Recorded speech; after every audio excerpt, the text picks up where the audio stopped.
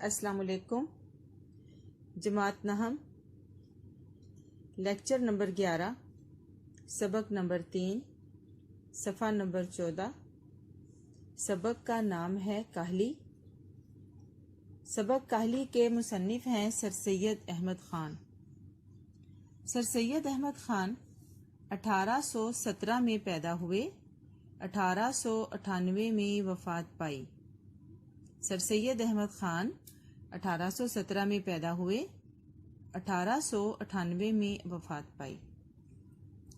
سر سید کے مورث اعلیٰ شاہ جہاں کے عہد میں ہندوستان آئے تھے۔ یہ مورث کا لفظ وارث سے نکلا ہوا ہے کہ سر سید کے جو آباء و اجداد تھے مغل بادشاہ شاہ جہاں کے دور میں وہ ہندوستان آئے تھے، مغلیہ دربار کے بڑے عہدوں پر فائز رہے۔ مغلیہ دور حکومت میں انہیں بڑے بڑے عہدوں پر کام کرنے کا موقع ملا۔ سر سید نے رواج زمانہ کے مطابق تعلیم پائی۔ اس وقت، اس زمانے میں، اس دور میں جو تعلیم کا رواج تھا اسی کے مطابق وہی تعلیم سر سید نے بھی حاصل کی۔ سب سے پہلے عدالت میں بطور سر رشتہ دار کام کیا۔ عدالت میں اگر گئے ہیں تو اس کا مطلب یہ، عدالت کا لفظ ہمیں یہ بتا رہا ہے کہ قانون سے، دستور سے، قاعدے سے تعلق رکھنے والا ان کا کوئی کام ہے، یعنی کہ قانون سے۔ عدالت میں بطور سر رشتہ دار کہا جاتا ہے میر منشی یا ہیڈ کلرک کو۔ اس وقت کے زمانے میں منشی ہوتے تھے تو جو بڑا ہوتا تھا اسے میر کہا جاتا تھا، میر منشی یعنی کہ بڑا منشی۔ اور کلرک، آج کے موجودہ زمانے میں اگر ہم اس عہدے کا نام دیکھیں تو ہیڈ کلرک، کہ سب سے پہلے انہیں عدالت میں ہیڈ کلرک کے طور پر کام کرنے کا موقع ملا۔ اب یہاں سے پتہ چلتا ہے، دیکھیں بیٹا، کوئی بھی بندہ پہلے ہی دن اب بہت بڑے عہدے کو نہیں پا لیتا۔ زندگی میں کامیابیاں حاصل کرنے کے لیے چھوٹے درجے سے، چھوٹے لیول سے ترقی کرتے کرتے انسان اوپر پہنچتا ہے۔ ہاں، اس کی لگن میں کمی نہیں آنی چاہیے، اپنی لگن، اپنی محنت کو برقرار رکھنا چاہیے، تو پھر اللہ تعالیٰ کامیابیاں ضرور دیتا ہے۔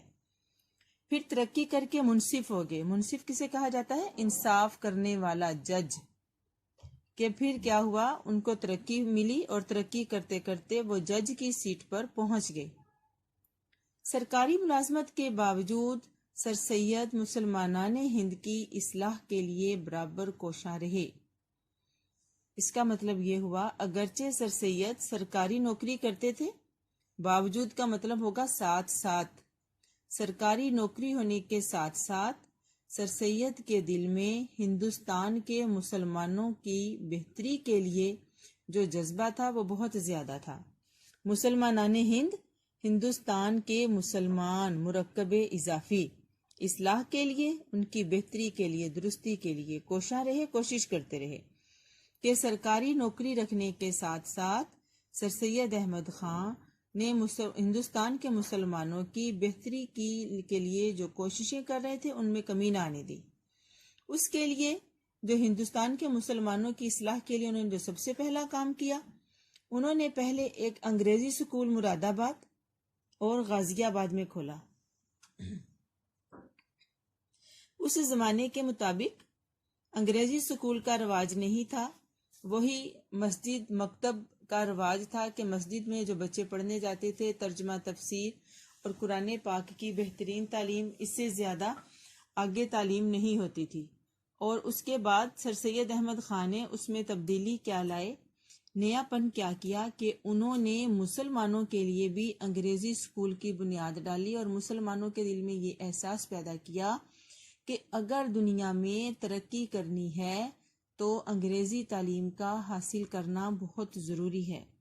اس مقصد کے لیے سر سید احمد خان نے باہر کے ممالک کے دورے بھی کیے، یہ جاننے کے لیے کہ وہ کون سے عوامل ہیں، وہ کون سی رکاوٹیں ہیں جن کی وجہ سے ہندوستان کے مسلمان ترقی نہیں کر پا رہے۔ وہاں جا کر انہوں نے یہ نتیجہ نکالا کہ اگر ہندوستان کے مسلمانوں نے ترقی کرنی ہے تو ان کے لیے بھی انگریزی تعلیم کا حاصل کرنا بہت ضروری ہے۔ اسی مقصد کو پیش نظر رکھتے ہوئے انہوں نے مراد آباد اور غازی آباد میں ایک سکول قائم کیا۔ 1875 میں علی گڑھ کالج کی بنیاد رکھی، جو بعد ازاں ہندی مسلمانوں کا سب سے اہم تعلیمی، سیاسی اور ادبی مرکز قرار پایا۔ اس کے بعد جب سکول قائم ہو گئے تو انہوں نے آگے ایک مزید قدم بڑھانے کا سوچا اور انہوں نے علی گڑھ میں 1875 میں مسلمانوں کے لیے کالج قائم کر دیا، جو اس کے بعد ہندوستان کے مسلمانوں کا سب سے اہم تعلیمی ادارہ جو کہ آج بھی قائم ہے اور کام کر رہا ہے۔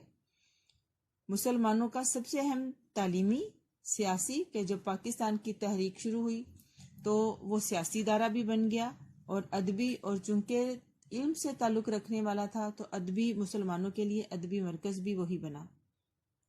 انگریزی سے اردو میں تراجم کے لیے سائنٹیفک سوسائٹی قائم کی۔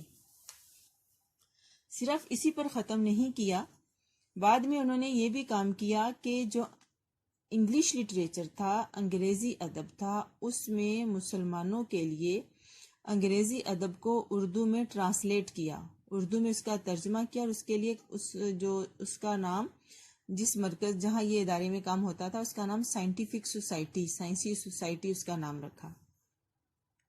1870 میں علمی و ادبی رسالہ تہذیب الاخلاق جاری کیا۔ اس کے بعد 1870 میں انہوں نے ایک ایسا رسالہ جاری کیا جس کا نام تہذیب الاخلاق تھا، اور اس میں علم بھی تھا اور لٹریچر بھی تھا، مسلمانوں کے لیے اس میں نالج، معلومات اور لٹریچر سب کچھ انہوں نے شامل کیا تاکہ مسلمان زیادہ سے زیادہ علم سیکھ کر وہاں پر موجود ہندو اور انگریزوں کے برابر میں آ سکیں۔ اس رسالے کی پروردہ نسل نے ہماری اجتماعی زندگی پر گہرے اثرات ڈالے۔ پروردہ، پرورش پانے والی، کہ جب وہ رسالہ شروع ہوا تو اس رسالے کو پڑھنے سے جو ہمارے نوجوان مسلمان تھے ان کے ذہنوں کی حالت یکسر بدل گئی اور ان میں بھی انقلابی سوچ پیدا ہوئی، جس کی وجہ سے ہندوستان کے مسلمانوں کی زندگی میں بہتری آنا شروع ہوئی اور اس کے بہت دور رس اور گہرے اثرات مسلمانوں کی زندگی پر پڑے۔ اب آتے ہیں دوسرے پیراگراف کی طرف۔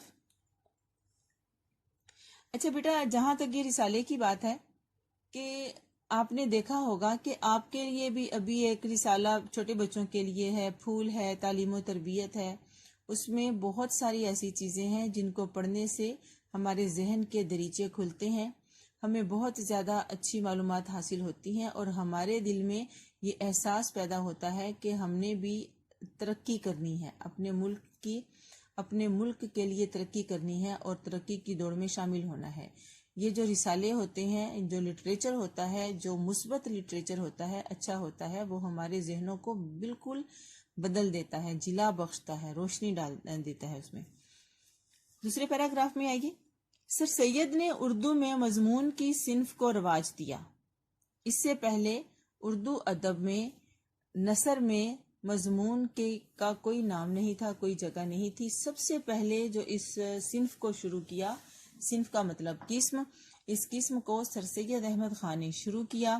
خود کثرت سے مضامین لکھے اور اپنے رفقا سے قومی، تعلیمی، مذہبی اور اخلاقی موضوعات پر مضامین لکھوائے، کثرت سے بہت زیادہ۔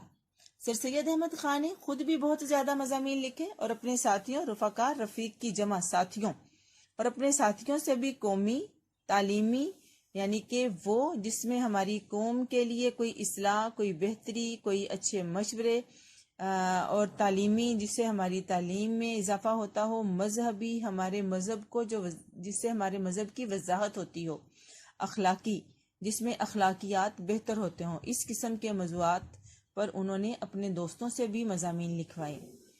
سر سید کا اسلوب نگارش سادہ، سہل، بے ساختہ اور تصنع سے پاک ہے۔ سر سید کا جو لکھنے کا انداز ہے سہل، آسان ہے، سادہ ہے، بے ساختہ، برجستہ، تصنع، بناوٹ نہیں ہے، اس میں بناوٹ کی آمیزش نہیں ہے، پیور ہے، خالص ہے۔ انہی کی تحریر کے بارے میں بابا اردو ڈاکٹر مولوی عبدالحق کہتے ہیں من جملہ بے شمار احسانات کے جو سر سید نے ہماری قوم پر کیے، ان کا بہت بڑا احسان اردو زبان پر ہے۔ چونکہ بابا اردو مولوی عبدالحق اردو زبان کے وہ بابا اردو کہلاتے ہیں، تو اردو سے متعلق انہوں نے بتایا کہ اگرچہ سر سید احمد خان نے ہماری قوم پر بے شمار، یعنی کہ جنہیں گنا نہ جا سکے، ان گنت احسانات کیے، لیکن اگر میں ان کا سب سے بڑا احسان دیکھوں تو وہ اردو زبان پر ہے۔ انہوں نے زبان کو پستی سے نکالا، انداز بیان میں سادگی کے ساتھ وسعت پیدا کی۔ انہوں نے زبان کو پستی سے نکالا یعنی کہ زبان کو ترقی دی، اس کو معاشرے میں روشناس کروایا، اس کے لیے سٹینڈ لیا، اور انداز بیان میں، اور اگرچہ انہوں نے اپنی باتوں میں کوئی الجھن، کوئی گمبھیر، کوئی موٹی موٹی دقیق قسم کی اردو شامل نہیں کی، سادہ آسان زبان کے ساتھ انہوں نے اس میں کھلا پن پیدا کیا، وسیع کر دیا اس زبان کو۔ سنجیدہ مضامین کا ڈول ڈالا، یعنی کہ جو مضامین، ڈول ڈالا مطلب بنیاد رکھی، سنجیدہ مضامین انہوں نے لکھنے شروع کیے، اس کی بنیاد رکھی۔ جدید علوم کے ترجمے کرائے، اس کے علاوہ جو جدید علوم اس کے ترجمے کروائے تاکہ مسلمانوں میں اس سے واقفیت ہو اور وہ اس کو جان سکیں۔ بے لاگ تنقید اور روشن خیالی سے اردو ادب میں انقلاب پیدا کیا۔ بے لاگ یعنی کہ کوئی کسی کا خیال کیے بغیر کھلے پن سے، بڑی سچائی کے ساتھ تنقید اور روشن خیالی سے اردو ادب میں انقلاب پیدا کیا، بہت بڑی تبدیلی لے کر آئے، یعنی کہ کسی کی بڑی پرخلوص طریقے سے انہوں نے بے لوث خدمت کی اردو زبان کی۔ آخری پیراگراف کی طرف آتے ہیں۔ سر سید ایک بڑے مصلح اور معمار قوم ہونے کے علاوہ اعلیٰ درجے کے مصنف بھی تھے۔ مصلح ہوتے ہیں اصلاح کرنے والے، معمار کہا جاتا ہے بنانے والے کو، تعمیرات کرنے والے کو، وہ معمار قوم کو تعمیر کرنے والے۔ اعلیٰ درجے کے مصنف تھے، لکھاری بھی تھے۔ اس میں کوئی شک نہیں کہ سر سید احمد خان کا ہندوستان کے مسلمانوں پر بہت زیادہ احسان ہے کہ انہوں نے ان کی اصلاح کی، انہیں تعلیم کی طرف مائل کیا، انگریزی تعلیم ان کے لیے، انگریزی تعلیم کی اہمیت ان میں پیدا کی، اور لکھاری بھی تھے، مصنف بھی تھے کہ انہوں نے اردو ادب میں مضمون کی قسم کو رواج دیا۔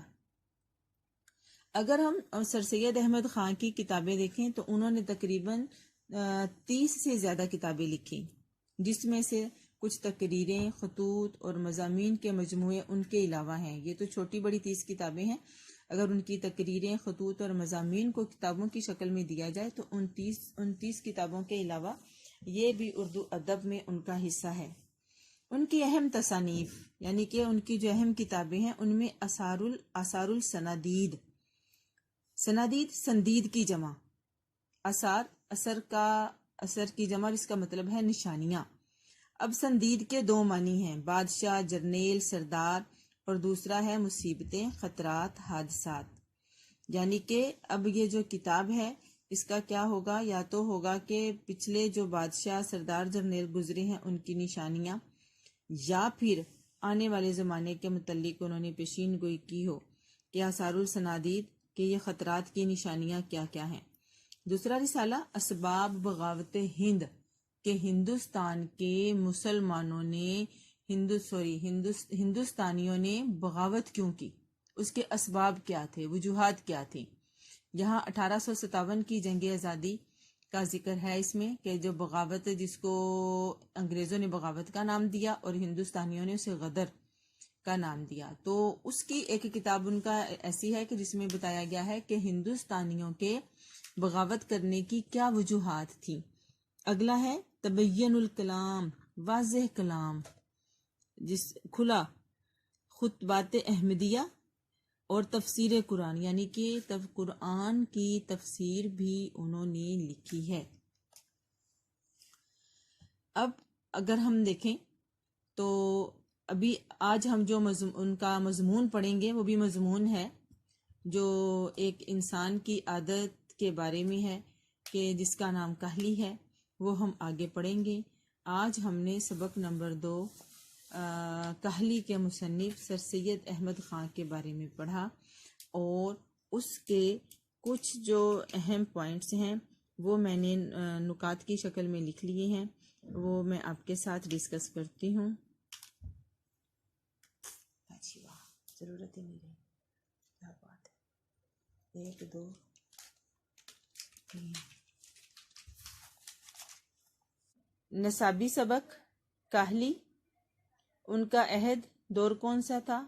مغلیہ دور تھا ان کا، اور جو پہلی ملازمت کی سر رشتہ دار یعنی کہ ہیڈ کلرک کی ملازمت کی۔ اہم کارنامہ علی گڑھ ادارے کے بانی۔